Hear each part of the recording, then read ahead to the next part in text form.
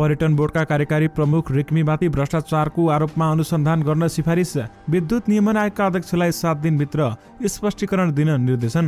Corona संक्रमणबाट नेपालमा थप 9 जनाको मृत्यु, 1714 जना कोरोना संक्रमित थपिए। 1 फागुनदेखि रेल गुडाइने, चढ्न चाहिँ नपाइने। आजदेखि मौसममा सुधार हुने सम्भावना।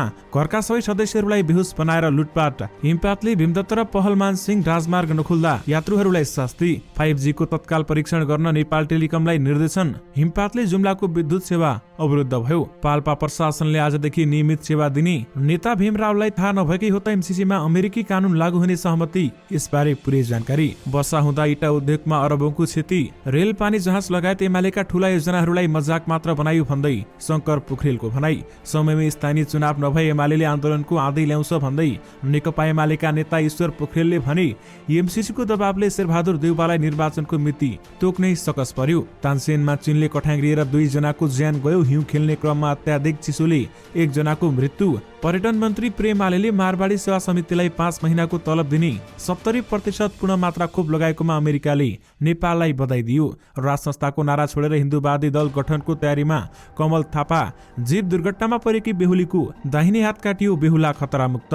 7 लाख भन्दा बढी कारोबार गर्नेहरूको सूची तयार पार्दै नेपाल राष्ट्र बैंक। मौसमविद भन्छन् फेरि अर्को मौसम प्रणाली विकसित हुने सम्भावना देखियो। सडकमा हल्ला गरेकै भरमा स्थानीय निर्वाचनको मिति घोषणा हुँदैन भन्दै परराष्ट्र मन्त्री खड्काले भने।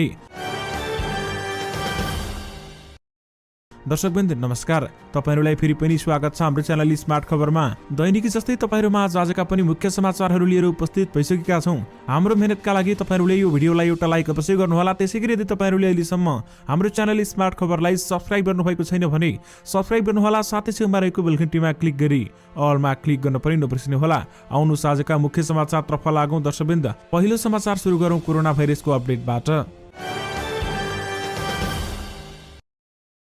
पछिल्लो 24 घण्टामा कोरोना भाइरस कोभिड-19 को संक्रमणबाट थप 9 जनाको मृत्यु भएको छ। 1714 जनामा कोरोना संक्रमण पुष्टि भएको छ। स्वास्थ्य तथा जनसंख्या मन्त्रालयका अनुसार देशभर 8513 नमुना परीक्षण गरिएको थियो भने 5225 नमुनाको पीसीआर परीक्षण गर्दा 1103 र 3288 जनाको एन्टिजेन परीक्षण गर्दा 611 जना गरी 1714 जनामा कोरोना संक्रमण पुष्टि भएको छ। पछिल्लो 24 घण्टामा 4771 जना कोरोना संक्रमण मुक्त भएका छन्। हाल देशभर 52780 जना सक्रिय संक्रमित रहेका छन् भने जसमध्ये 51434 सक्रिय संक्रमित होम आइसोलेसनमा रहेका छन् र साथमा 1346 जना संस्थागत आइसोलेसनमा रहेका छन्। उनीहरू मध्ये 251 जनाको आइसियु र 49 जनाको भेन्टिलेटरमा उपचार भइरहेको मन्त्रालयले जनाएको छ। आज थपेसँगै नेपालमा कोरोना संक्रमितको कुल संख्या 10,79,303 पुगेको छ भने यस्तै नेपालमा मृत्यु हुनेको संख्या 11,803 पुगेको छ भने 9,639 जना कोरोना संक्रमण मुक्त पनि भएका छन्।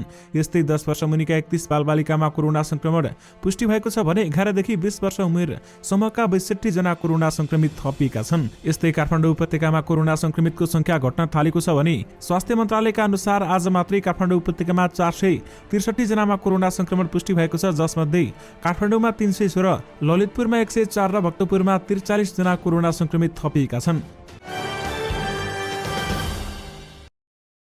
धनुषाको इनरवा स्टेशनमा राखिएको नेपाली रेल आगामी फागुन 1 गतेदेखि गुडाइने भएको छ, तर तत्काल यात्रा गर्न भने पाइने छैन।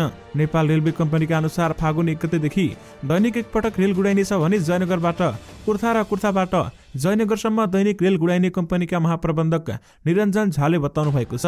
हामी 1 गतेदेखि नियमित दैनिक एकपटक रेल गुडाउन लागेका छौं। महाप्रबन्धक झाले भने अनुसार रेलको कन्डिसन बुझ्न र बाटो क्लियर गराउनका लागि दिनमा एकपटक गुडाउन लागेको हो भन्दै बताइएको छ। रेल सञ्चालनमा आए पनि यात्रुलाई चढाउने योजना भने छैन। रेलको अवस्था बुझ्न र रेलको ट्र्याक क्लियर गराउनका लागि चलाउन लागेका हौं भन्दै उनले भनेका छन्। जहाँका अनुसार रेलवे ट्र्याक धेरै ठाउँमा अतिक्रमणमा परेको छ भने जसलाई हटाउन प्रशासनसँग समन्वय गरिनेछ। 2 असोज 2077 मा नेपाल ल्याएको रेलवे इनरवा स्टेशनमा राखेको छ भने यो रेललाई यसअघि 24 पुसमा पनि गुडाइएको थियो। विशेष गरी 1 फागुनदेखि रेल गुडाइने भएको छ भने चढ्न चाहिँ नपाइने बताइएको छ।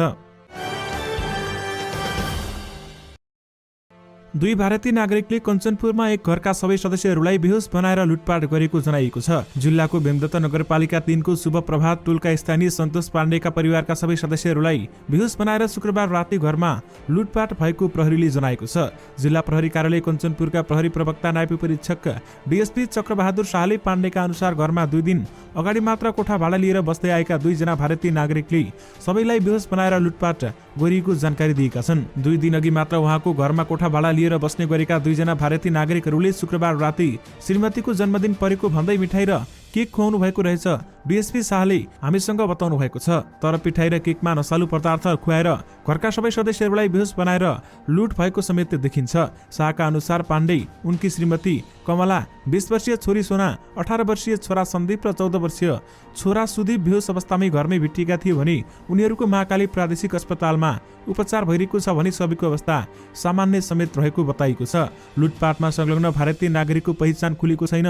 उनीहरूले घरमा रहेको गरगहना, नगद, मोबाइल, कम्प्युटर लगायतका सामान चोरी गरेको पीडितले बताएका छन् र चोरीमा संलग्नहरूको खोजी भइरहेको प्रहरी नायब परीक्षक शाहले बताउनु भएको छ। विशेष गरी घरका सबै सदस्यहरूलाई बेहोस बनाएर लुटपाट गरिएको छ।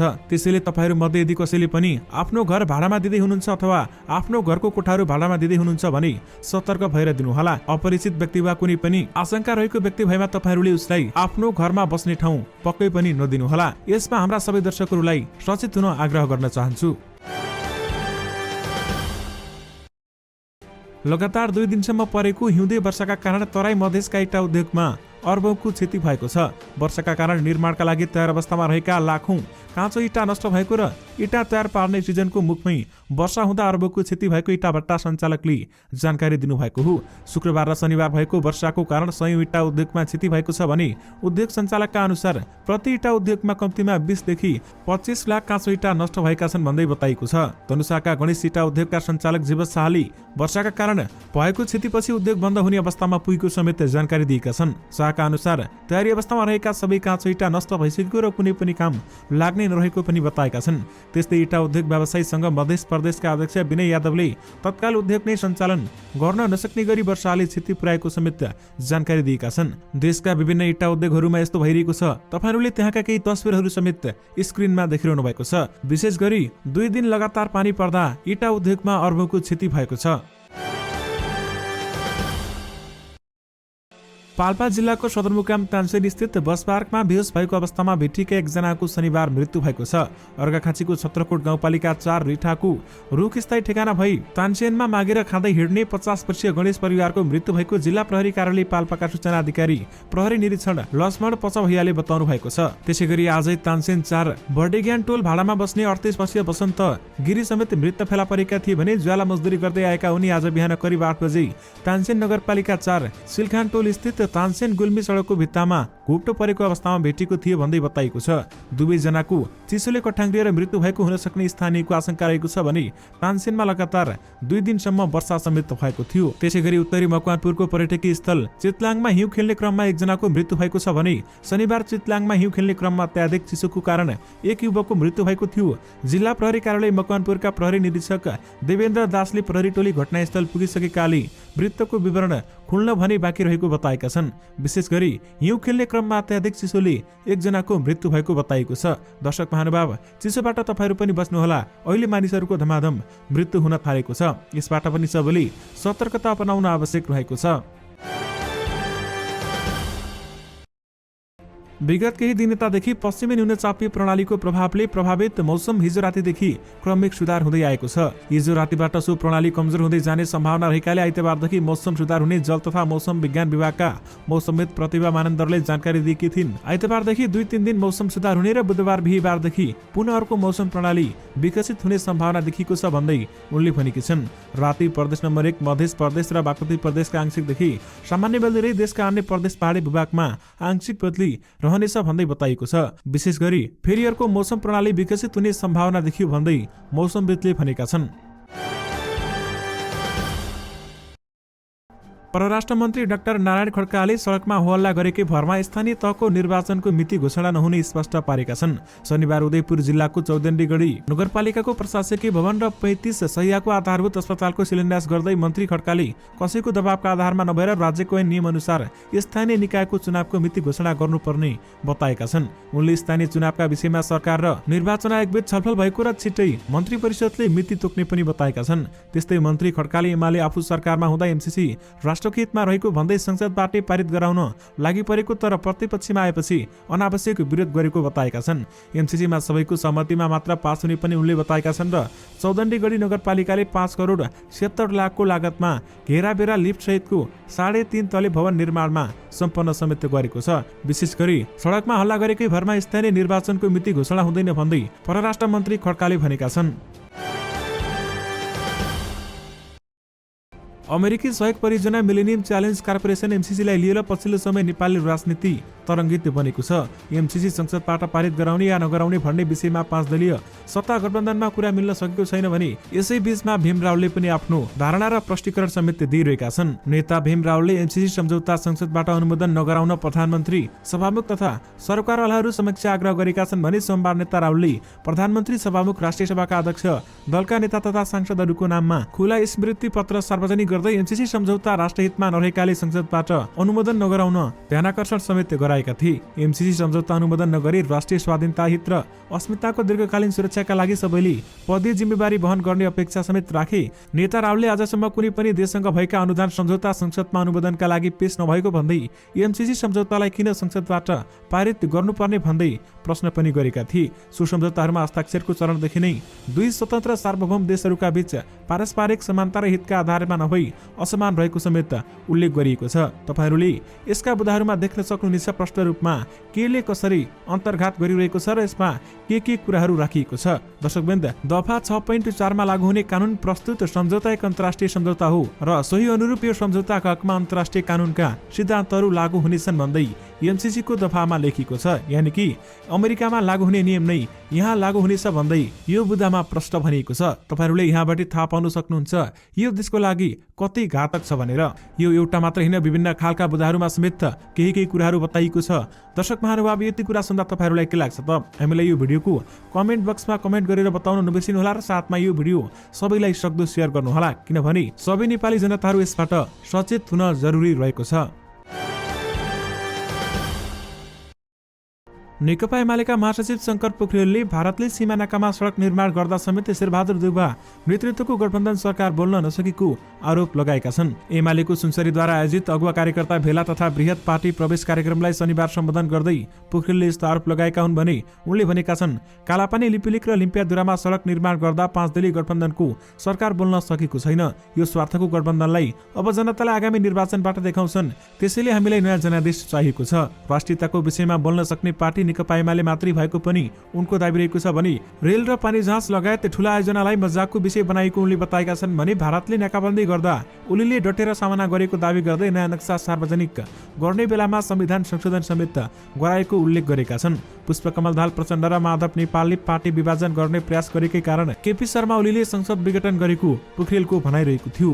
विशेष गरी रेल पानी जहाज लगायत एमालेका ठूला योजनालाई मजाक मात्र बनाइयो भन्दै शंकर पोखरेलले भनेका छन्।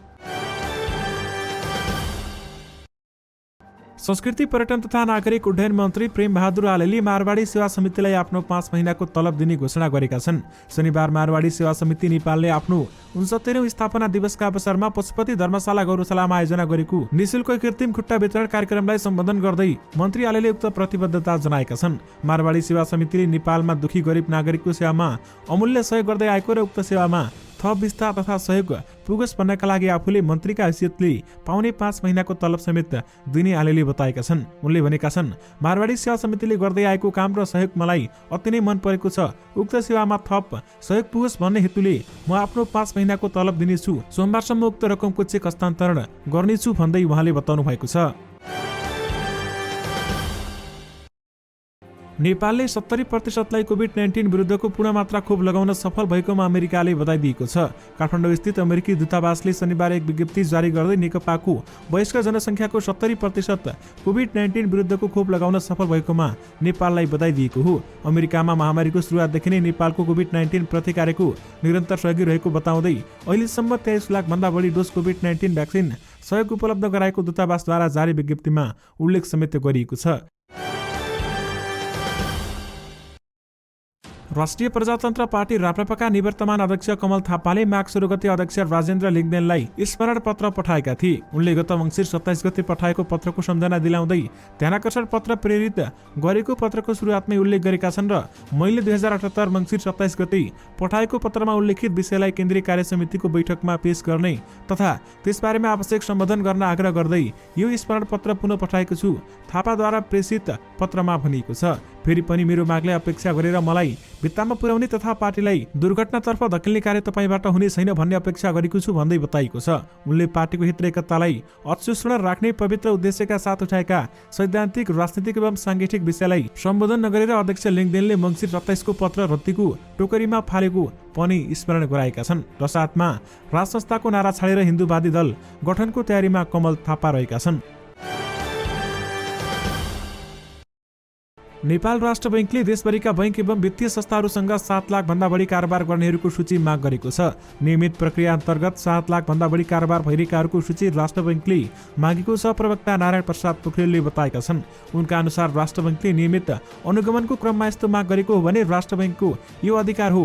नियमित प्रक्रिया अन्तर्गत हामीले 7 लाख बढीको कारोबार भइरहेको सूचना माग गरेका हौं र पोखरेलले भनेका छन् पछिल्लो समय नेपालबाट भर्चुअल करेन्सी अर्थात् क्रिप्टो करेन्सी र हाइपर फन्ड मार्फत नेपाली पैसा विदेशीको भन्दै नेपाल राष्ट्र बैंकको निगरानी बढाएको छ र हाइपर फन्डमा नेपालीहरूको ठूलो समूह सक्रिय भएको भन्दै राष्ट्र बैंकले मिहिन ढङ्गले अनुसन्धान प्रक्रिया अगाडि बढाएको हो भन्दै बताइएको छ। विशेष गरी 7 लाख बढी कारोबार गर्नेहरूको सूची नेपाल राष्ट्र बैंकले तयार पार्न थालेको छ। प्रधानमन्त्री शेरबहादुर देउवा र निर्वाचन आयोगबीच स्थानीय तहको निर्वाचन आगामी 2079 जेठ 4 गते गर्ने सहमति बनेको भए पनि निर्वाचनको मिति तोक्न सकस परेको छ। स्थानीय तहको जनप्रतिनिधिको कार्यकाल सकिनु अघि नै निर्वाचन गर्न सरकारलाई चौतर्फी दबाव बढेको भए पनि शेरबहादुर देउवाले मिति तोक्न हालचाल गरिरहेका हुन्। प्रधानमन्त्री शेरबहादुर देउवासँगको सहमतिपछि निर्वाचन आयोगले निर्वाचनको तयारी थालिसक्दा समेत शेरबहादुर देउवाले मिति घोषणा गर्न सकेका छैनन् भनी 5 दलीय गठबन्धनबाट प्रधानमन्त्री शेरबहादुर देउवा अमेरिकी सहयोग मिलेनियम च्यालेन्ज कर्पोरेसन एमसीसी को विवादमा अल्झिएकै कारण सकस परेको छ भन्दै बताइएको छ। अमेरिकाले एमसीसी संसदबाट पास गर्न दिएको मिति गुज्रिसकेको भएकाले शेरबहादुर देउवा निर्वाचन अघि नै एमसीसी पास गराउन चाहन्छन्, तर सत्ता गठबन्धनमा रहेका नेकपा माओवादी केन्द्रका अध्यक्ष पुष्पकमल दाहाल प्रचण्ड र एकीकृत समाजवादीका अध्यक्ष माधव नेपालले एमसीसी संशोधन बिना अगाडि जान नसक्ने अडानको दबावमा शेरबहादुर देउवा रहेका छन्। प्रमुख प्रतिपक्षी दल नेकपा एमालेका वरिष्ठ उपाध्यक्ष ईश्वर पोखरेलले संविधान र कानूनले तोकेको समयमा स्थानीय तहको निर्वाचन नभई सरकार विरुद्ध जनपरिचालन गर्ने चेतावनी समेत दिएका छन्। वरिष्ठ उपाध्यक्ष पोखरेलले संविधान र कानून व्यवस्था अनुसार स्थानीय तहको निर्वाचनको मिति सरकारले घोषणा नगरी त्यसको रक्षाका लागि आफूहरूले पनि सरकार विरुद्ध आन्दोलन गर्ने बताएका हुन्। पार्टी निकट पत्रकारहरूको संगठन प्रेस चौतारी नेपालको 24औं स्थापना दिवसको अवसर पारेर शनिबार काठमाडौँमा आयोजित एक कार्यक्रममा बोल्दै उनले श्रीमानहरूले बनाएको वर्तमान सरकारले संविधान र कानून उल्लङ्घन गर्ने दृढता गरिरहेको समेत आरोप लगाएका छन्।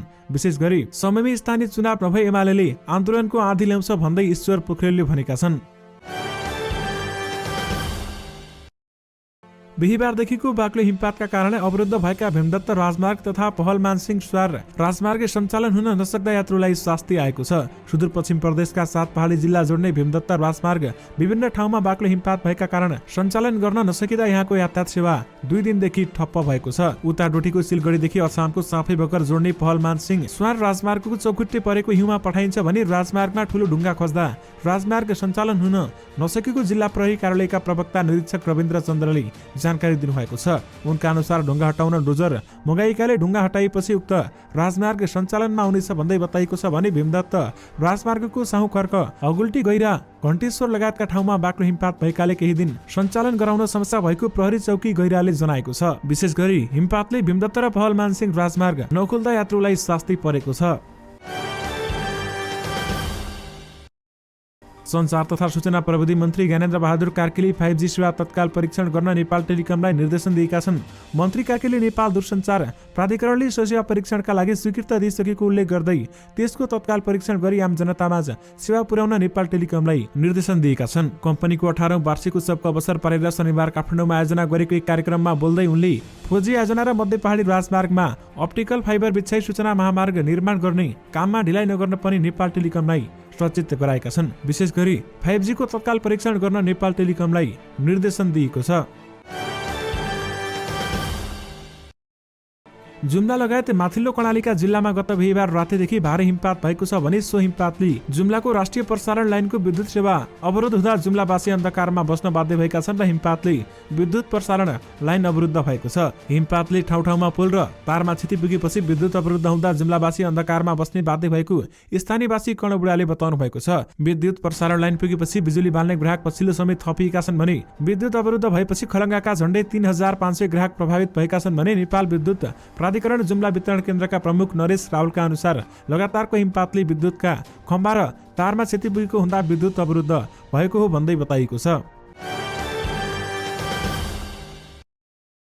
कार्यालयका कर्मचारीमा कोभिड संक्रमण देखिएपछि बन्द रहेको जिल्ला प्रशासन कार्यालय पाल्पाले अब नियमित सेवा दिने जनाएको छ। संक्रमणका कारण बन्द रहेका जिल्ला प्रशासन कार्यालय, इलाका प्रशासन कार्यालय रामपुर तथा जिल्ला निर्वाचन कार्यालय पाल्पाले आइतबारदेखि सेवा नियमित गर्ने भएको छ। जिल्ला प्रशासन कार्यालय पाल्पाले सूचना जारी गर्दै मतदाता नामावली संकलनको कार्य समेत नियमित हुने जनाएको छ। विद्युत नियमन आयोगका निलम्बित अध्यक्ष दिल्ली बहादुर सिंहलाई 7 दिनभित्र स्पष्टीकरण पेश गर्ने समय सीमा दिएको छ। विद्युत नियमन आयोगका पदाधिकारीको कार्यक्षमता सम्बन्धमा गठित छानबिन समितिले अध्यक्ष सिंहलाई सो समयभित्र स्पष्टीकरण पेश गर्न निर्देशन दिएको छ। तोकिएको समयभित्र स्पष्टीकरण नदिएको खण्डमा कानुन बमोजिम कारबाही हुने आज प्रकाशित सूचनामा उल्लेख गरिएको छ भने आयोगका पदाधिकारीको कार्यदक्षताको अभाव देखिएको भन्दै सरकारले छानबिन समिति गठन गरेको छ। समितिले भौतिक रूपमा एकपटक प्रत्यक्ष रूपमा भेट गरी स्पष्टीकरण पेश गर्न आग्रह गरे पनि सिंहले अटेर गरेका कारण सार्वजनिक सूचना प्रकाशित गरेको हो भन्दै बताइएको छ। विशेष गरी विद्युत नियमन आयोगका अध्यक्षलाई 7 दिनभित्र स्पष्टीकरण दिन निर्देशन दिएको छ। नेपाल पर्यटन बोर्डका कार्यकारी प्रमुख डाक्टर धनञ्जय रेग्मीको काम कारबाहीमाथि छानबिन गर्न गठित उपसमितिले उनी आर्थिक अनियमितता र भ्रष्टाचार जन्य क्रियाकलापमा संलग्न रहेको निष्कर्ष निकालेको छ र साथमा थप कारबाहीका लागि अख्तियार दुरुपयोग अनुसन्धान आयोगमा पत्राचार गर्न सिफारिस समेत गरेको छ।